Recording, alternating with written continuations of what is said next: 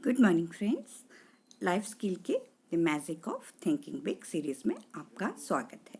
दोस्तों, आज हम इसके तीसरे सोपान विश्वास जगाएं और डर भगाएं टॉपिक पर बात कर रहे हैं।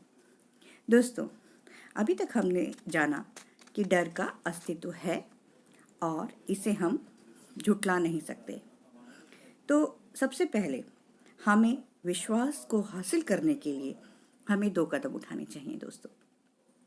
पहला कि डर का असली कारण पता करें और यह तय करें कि आप वास्तव में किस चीज़ से डर रहे हैं। और दूसरा, फिर कर्म करें और इस तरह का डर किसी न किसी तरह के काम से दूर हो सकता है। यह याद रखें कि झिझकने से आपका डर बढ़ता ही है, कम नहीं होता। इसलिए देर ना करें बल्कि तत्काल काम में जुट जाएं। ये फैसला आपका ही होगा।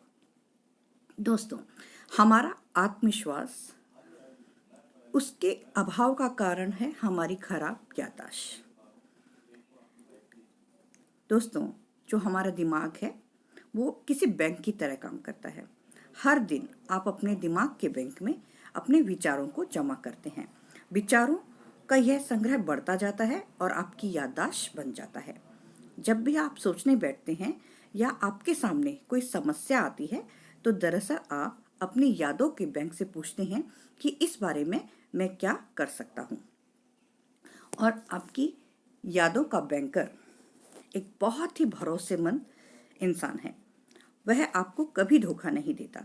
जब आप उसके पास जाकर ये कहते हैं कि मिस्टर बैंकर, आप मुझे कुछ विचार निकाल कर दीजिए जिससे जिससे यह सिद्ध हो कि मैं बाकी लोगों जितना योग्य नहीं हूँ, तो वह तुरंत बोलता है कि बिल्कुल सर। आप याद करो कि आपने पहले भी 2 काम करने की कोशिश की थी और आप असफल हुए थे। आप याद करो कि आपके 6ठी क्लास की टीचर ने कहा था कि आप कोई भी काम ढंग से नहीं कर सकते। तो आपको वो एक के बाद एक विचार निकाल कर आपको देते जाएंगे जिससे यह सिद्ध होगा कि आप अयोग्य हैं। परंतु इसकी बजाय यदि आप अपने बैंकर से ये कहें कि आप मुझे एक बहुत ही महत्वपूर्ण फैसला करना है, तो क्या आप मुझे ऐसे विचार देंगे जिससे मुझे हौसला मिले, तो इसके जवाब में मिस्टर बैंकर बिल्कुल कहेंगे यस सर। और वे आपको पहले से जमा किए हुए ऐसे विचार देंगे जिनसे यह साबित होगा कि आप सफल हो सकते हैं। और वो आपको याद दिलाएंगे कि आपने ऐसी परिस्थिति में कितना शानदार काम किया था, आपने उन पर इस तरह से किया, आपके दोस्त आपके बारे में क्या कहा करते थे। और वो बिल्कुल आपके ऐसे ऐसे विचार निकाल के देंगे जिससे यह सिद्ध होगा कि आप एक बहुत ही सफल इंसान हैं और आप वो महत्वपूर्ण फैसला बहुत आसानी से ले लेंगे।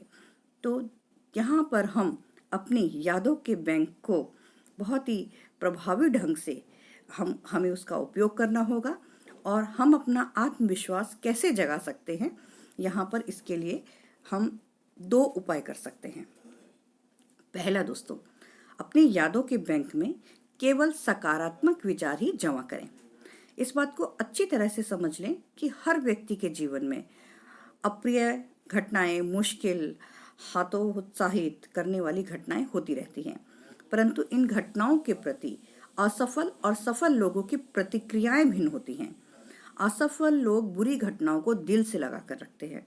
वे अप्रिय घटनाओं को, स्थितियों को बार बार याद करते हैं ताकि उनकी यादों में अच्छी तरह से वो जम जाएं।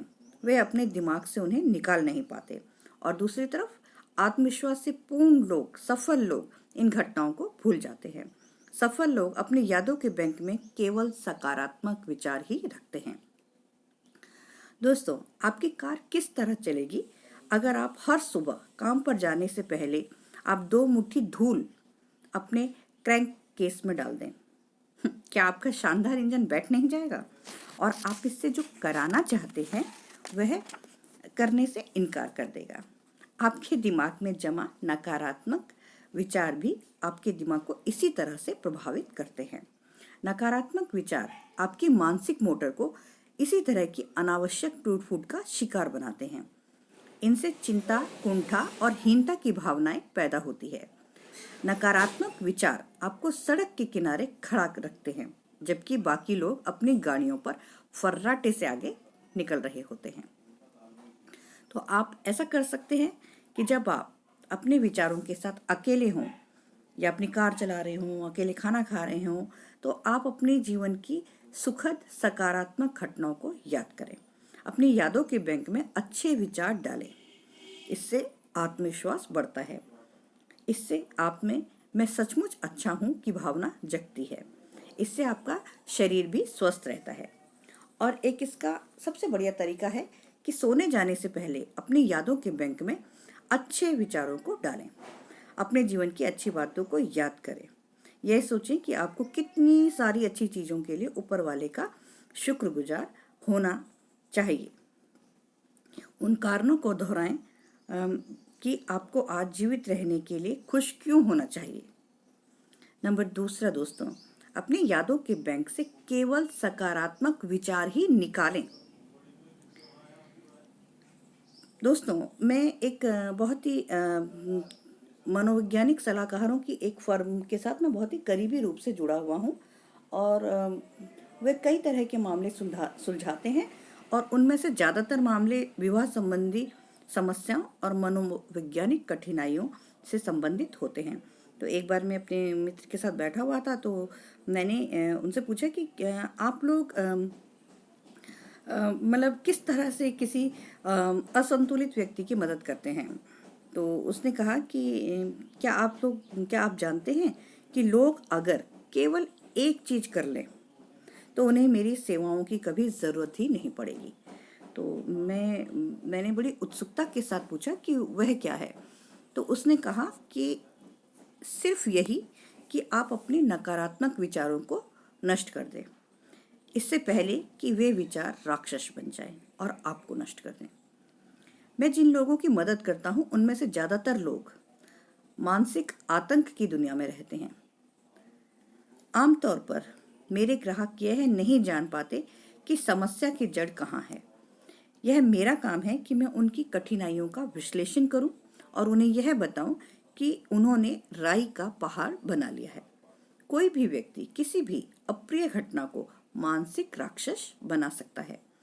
मेरे मनोवैज्ञानिक दोस्त ने आगे कहा कि नौकरी की असफलता, असफल रोमांस, बुरा निवेश, असफल शादी, टीनेज बच्चों के व्यवहार से निराशा ऐसे आम राक्षस हैं जिसकी वजह से मैंने लोगों को परेशान देखा है और मैं इन राक्षसों को मारने में इन लोगों की मदद करता हूँ। यह स्पष्ट है कि अगर किसी भी नकारात्मक विचार को आप बार बार दोहराएंगे तो इसका मतलब है कि हम इसे खाद पानी दे रहे हैं, और अगर हम इसे खाद पानी देंगे तो यह धीरे धीरे बड़ा राक्षस बनकर हमारे आत्मविश्वास को नष्ट कर देगा और हमारी सफलता की राह में गंभीर मनोवैज्ञानिक कठिनाइयाँ खड़ी कर देगा। तो दोस्तों, मेरे उस मनोवैज्ञानिक मित्र ने मुझे एक और चीज़ बताई, एक और एग्जाम्पल दिया कि मेरी एक मरीज जो कि बहुत ही डिप्रेस थी, उसने सुसाइड करने की कोशिश की। तो उसने कहा कि इस मरीज की उम्र 35 से ऊपर होगी और उसके 2 बच्चे थे। सामान्य भाषा में उसे बहुत ही गंभीर डिप्रेशन था। अपनी जिंदगी का हर अनुभव उसे बहुत ही दुखद अनुभव लगता था। उसका स्कूली जीवन, उसकी शादी, बच्चों का लालन पालन, जिन जगहों पर भी वह रही, सभी के बारे में उसकी सोच नकारात्मक थी। उसने बताया कि उसे याद भी नहीं है कि वो कभी सुखी भी थी, तो इसलिए उसे वर्तमान जीवन में सिर्फ निराशा ही नजर आती थी। और दोस्तों, ये बात हकीकत है कि व्यक्ति अपने अतीत की कूची से ही अपने वर्तमान में रंग भरता है। तो जब मैंने उसके साथ जो हमारा मतलब हम जो थेरेपीज देते हैं, जो हम लोग जो हमारी क्लासेस होती हैं, तो मैंने उससे एक तस्वीर दिखाई और उससे कहा कि इसमें आपको क्या दिख रहा है। तो उसने कहा कि ऐसा लगता है जैसे आज रात यहाँ तूफान आने वाला है। यह उस तस्वीर का सबसे निराशाजनक विश्लेषण था। यह तस्वीर एक बहुत बड़ी ऑयल पेंटिंग थी जिसमें सूर्य आसमान में नीचे की तरफ है। चित्र जो है बहुत ही चतुराई के साथ बनाया गया है और इसे सूर्योदय का दृश्य भी समझा जा सकता है और सूर्यास्त का भी। तो मनोवैज्ञानिक ने कहा कि लोग तस्वीर में जो देखते हैं उससे उनके व्यक्तित्व के बारे में संकेत मिल जाता है। ज़्यादातर लोग कहते हैं कि यह सूर्योदय का दृश्य है, जबकि मानसिक रूप से असंतुलित डिप्रेस्ड आदमी हमेशा इसे सूर्यास्त का दृश्य बताता है। उसने कहा कि एक मनोवैज्ञानिक के रूप में मैं किसी व्यक्ति की याददाश्त तो नहीं बदल सकता, परंतु अगर मरीज सहयोग दे तो मैं उसे अपने अतीत को अलग तरीके से देखने का नजरिया सिखा सकता हूँ। तो उन्होंने उस महिला को कहा कि आप अपने जीवन में जो भी आपके इस निराशावादी रवैये से हटकर उसमें खुशी और आनंद के पलों को खोजने की कोशिश करें। 6 महीनों के बाद उसकी हालत में थोड़ा सा सुधार हुआ और उस समय मैंने उसे खास काम सौंपा। मैंने उसे कहा कि हर दिन 3 कारण लिखे जिसके कारण उसे खुश होना चाहिए। हर सप्ताह गुरुवार को मैं उसके लिखे कारणों को देख लेता था और यह सिलसिला 3 महीने तक चला। उसमें काफी सुधार हो रहा था। आज वह महिला एक सामान्य जीवन जी रही है। वह सकारात्मक है और ज्यादातर लोगों जितनी ही सुखी है। जब इस महिला ने अपनी यादों के बैंक से नकारात्मक विचार निकालना बंद कर दिया तो उसकी हालत में सुधार होता चला गया। तो दोस्तों, चाहे मनोवैज्ञानिक समस्या बड़ी हो या छोटी, इलाज हमेशा तभी शुरू होता है जब व्यक्ति अपनी यादों के बैंक से नकारात्मक विचारों को निकालना बंद कर देता है और इसके बजाय सकारात्मक विचार निकालना शुरू करता है। तो संक्षेप में, अगर हम उन्हें बार बार याद न करें तो अप्रिय घटनाओं को भूलना आसान होता है। अपनी यादों के बैंक से केवल सकारात्मक विचार ही निकालें, बाकी को यूं ही बेकार पड़ा रहने दें और आपका आत्मविश्वास आसमान छू लेगा। आपको ऐसा लगेगा जैसे आप किला फतेह कर सकते हैं। आपको लगेगा आप दुनिया की चोटी पर पहुंच सकते हैं। आप जब भी अपने नकारात्मक, खुद को छोटा करने वाले विचारों को याद करने से इनकार करते हैं तो आप अपने डर को जीतने की तरफ एक बड़ा कदम आगे बढ़ाते हैं। तो दोस्तों, हम अपने आत्मविश्वास को बढ़ाने के लिए सिर्फ 2 काम कर सकते हैं। अपनी यादों के बैंक में सिर्फ सकारात्मक विचार ही डालें और अपनी यादों के ही बैंक में सिर्फ सकारात्मक विचार ही निकालें। तो इस तरह से हमारा आत्मविश्वास बढ़ता चला जाएगा। तो दोस्तों, आपको मेरी वीडियो अच्छी लगे तो इसे अपने दोस्तों में शेयर कीजिए, लाइक कीजिए, सब्सक्राइब कीजिए, मेरे चैनल पे बने रहिए। राधे राधे दोस्तों।